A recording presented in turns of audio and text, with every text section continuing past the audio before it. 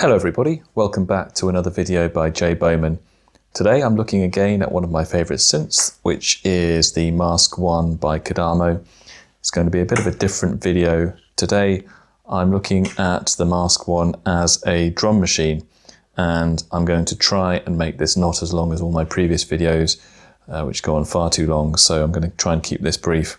So the beat that you just heard was a 4-part multi-timbral beat that I was sequencing using my MPC Live. It's quite easy to do. You just set up MIDI channels 1, 2, 3, 4, and each of those has a separate part. There's a little trick that you can use. Part 1 can be a layered or split part. All the others have to be single voices. So in actual fact, you can have effectively 5 parts rather than 4.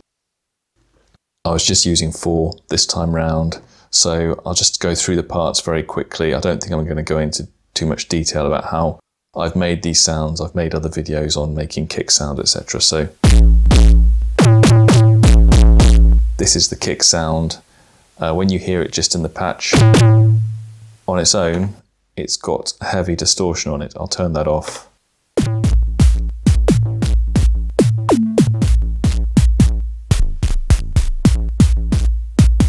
So hopefully you can hear that's a nice beefy kick. It's got a bit of unusual character to it, which is generated by the LFOs. So I've got some, looks like audio rate filter mod going on from LFO 1. And I've also got a bit slower, changing the balance of FX2. I don't think that's going to have any or much impact in the multi-timbral patch, so really it's only LFO 1 that's having the effect there. And of course the mask we're using is Mask 31, which is the sine wave to make the kick. There's pitch envelope, which becomes more obvious if I slow it down. And there's a bit of noise there as well. So that's it's actually part 2 of my 4-part patch, but that probably doesn't matter too much for your purposes. The snare.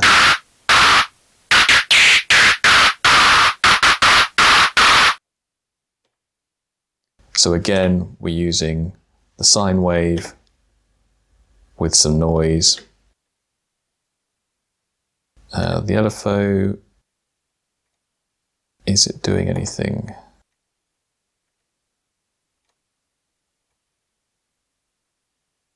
Yes, it's modulating the volume of the noise, but it's got a decay on it, so it'll gives it a kind of clap sound. So the volume of the noise goes up and down very quickly, and then that fades out. Just adds a bit of an attack to the snare sound. So that's the snare. Let's look at the hat. Very simple, just using noise there with the highest frequency and a resonant high pass filter. Turn the resonance off, you can hear the difference.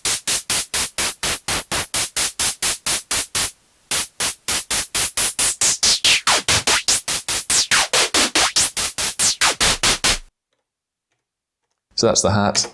And then, as a bit of a joke, I've got some congas. Kind of disco congas there.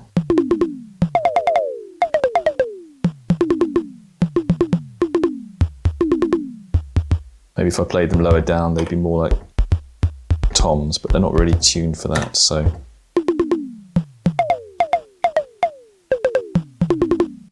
The pitch envelope is playing its part there. And of course I'm using Mask 31 for the sine.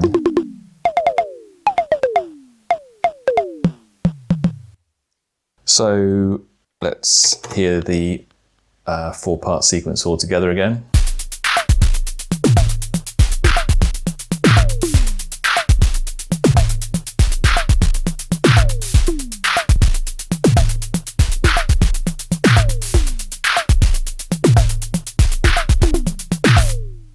think that's a good example of the kind of variety of percussive sounds you can get out of this synth. The possibilities are almost infinite for kicks, snares, hi-hats, congas, toms, zaps. It does great zaps. Really, whatever you want from it. This video was partly prompted by the channel Bad Gear did an episode recently about the Arturia drum brute, which I have up in my loft, because I could never get that to sound anywhere half decent, whereas the Mask1, it's very easy just to turn it on, make a patch, 5-10 minutes, you can come up with the percussive parts you need for your drum loop. It's a bit of a shame that there's only 2 outputs, so everything has to go through those 2 outputs. Now, if I play the beat again,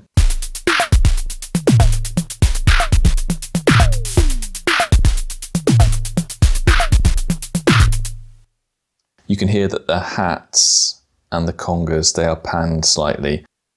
So in the general parameters for each patch, you have this option pans. And what that does is it pans the sound alternately left and right on each key press. So if I turn it up to maximum, 15, there you can hear left, right, left, right. So that adds a bit of stereo width to it through the outputs there. And then the congas, I'm doing something similar.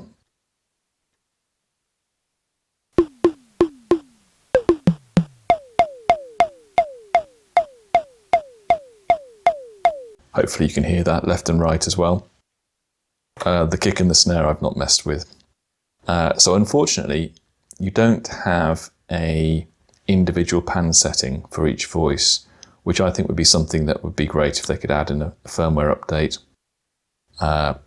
You can do it over MIDI, so you can pan each MIDI voice, but it'd be nice to be able to do it in the patch as well. So what I thought might be interesting to do just for the last part of this video is to go through the effects, or at least some of the effects, because you can set the balance for effects 1 for each part individually. So I've set them all up to have 100% send to FX1. They all share the same effects for FX1. But if I go through the different distortions, bitmasks, and ring modulations, then you can hear how those sound on a beat like this. And then they also share FX2, but I think you can't set the level independently for each part for FX2. So I might play with that as well. So what I'll do is I'll just start the beat and then I'll go through the effects. I'm not going to use the chorus, but I'll do the distortions, the bit masks, bit crushing, and the ring modulators, and we'll hear how those sound on this beat.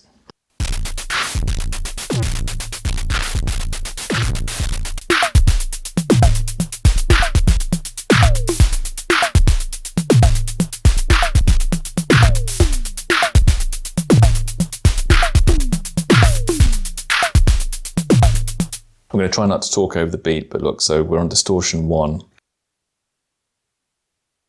which is quite a gentle distortion because if I turn it off, it might hear the difference.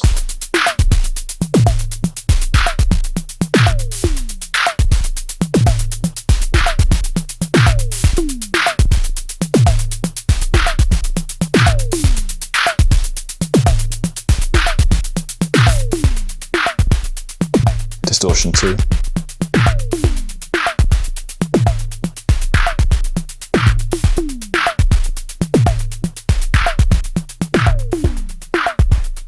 Distortion 3.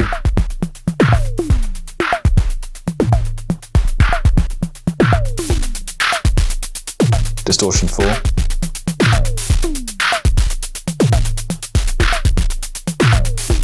That's nice.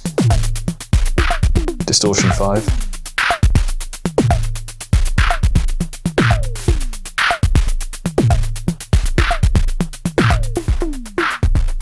Distortion 6.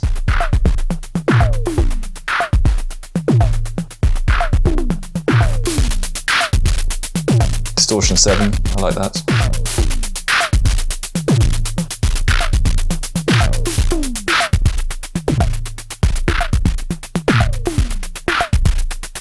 Distortion 8.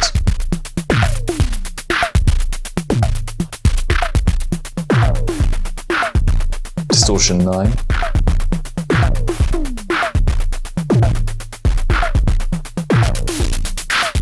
Distortion 10. I like that.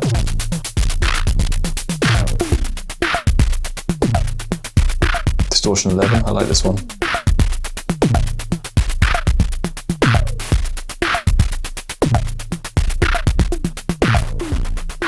Distortion 12.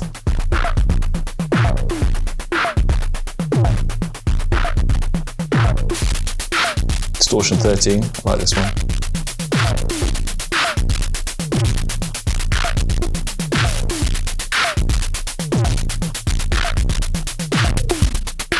Distortion 14, sounds good.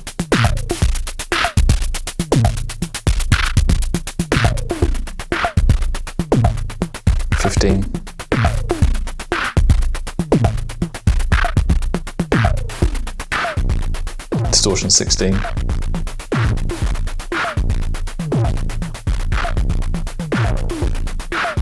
Let's do the bit crush.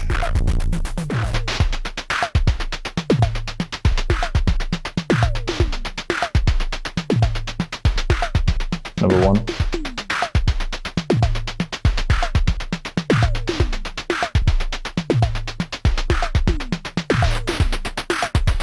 Number 2.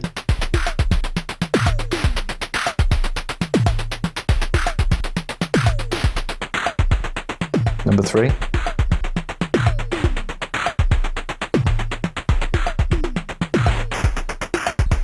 Number 4.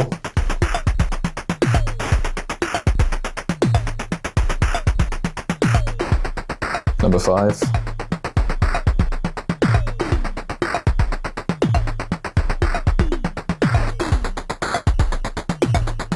Number 6, very crunchy.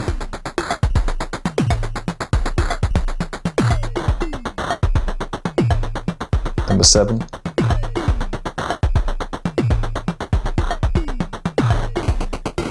Number 8.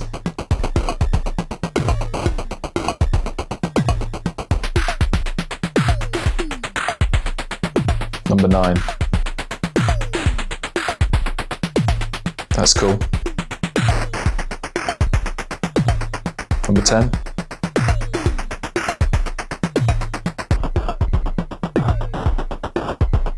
Number 11.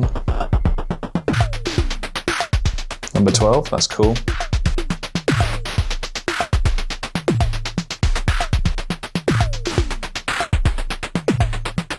$13.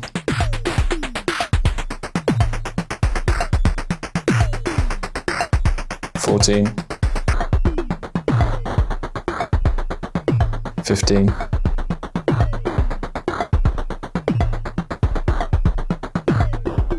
$16.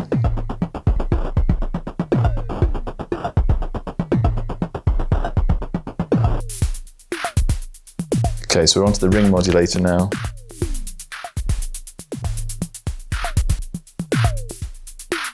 Number 1 is just it's not at audio rate, so it's panning the sound from channel to channel. Number 2, just a bit quicker.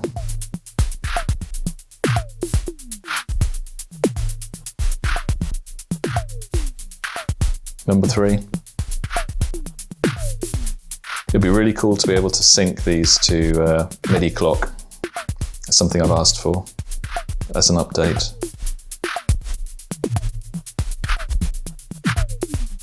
Number 4, getting more interesting.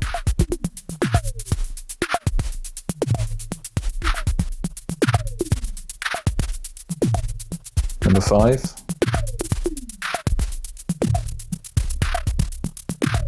Number 6, that's interesting.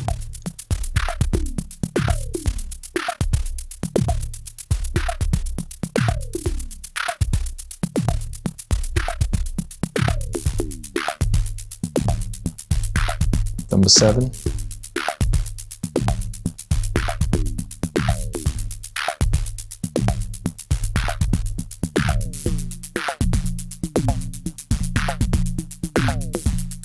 Number 8.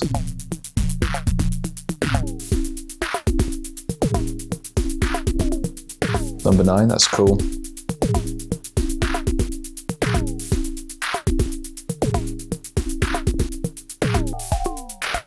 Number 10.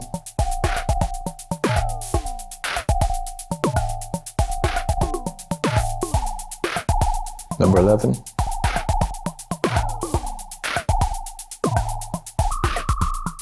Number 12. 13. 14. 15. 16. Okay, that's the last ring modulator.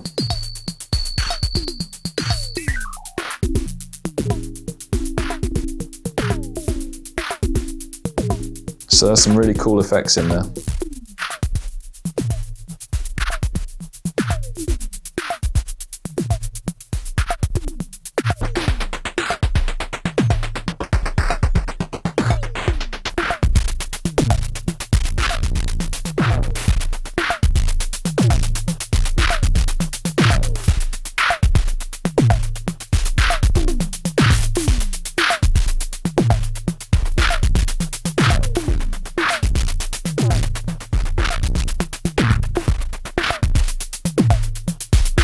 Okay, the last thing I'll do is just play with the FX2 a bit.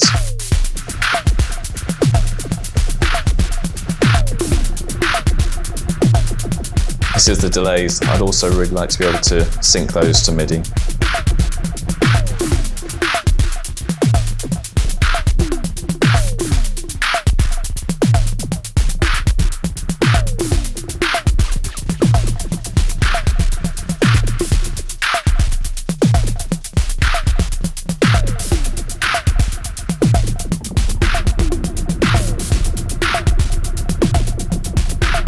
That's cool, number 9.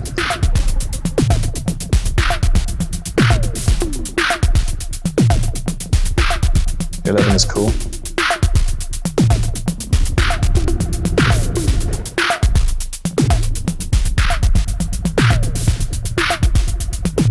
$14, $15, $16 is cool.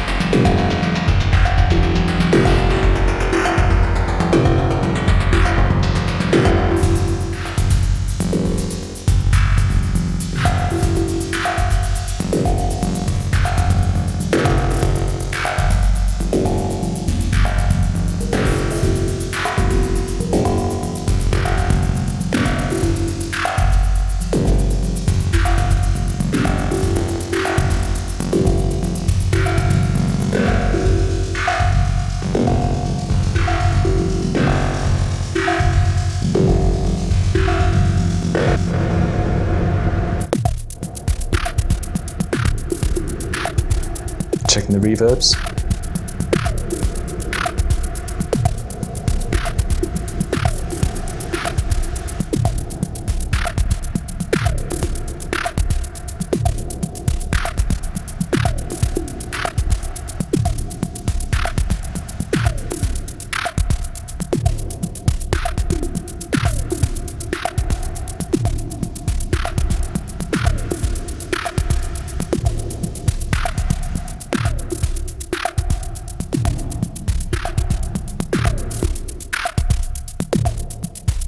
That's quite nice and subtle. Number 10. Number 11.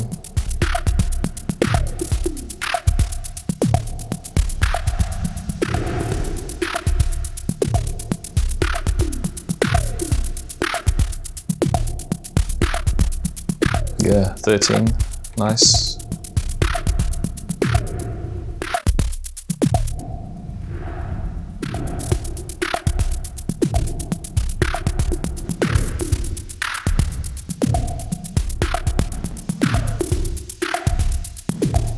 early reflections there.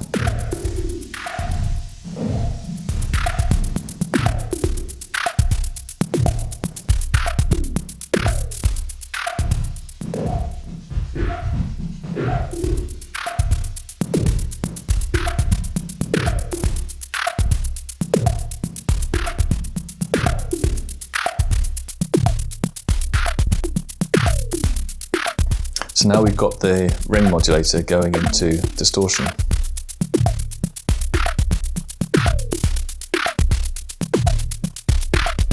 Because there's two distortions, one on FX1, one on FX2.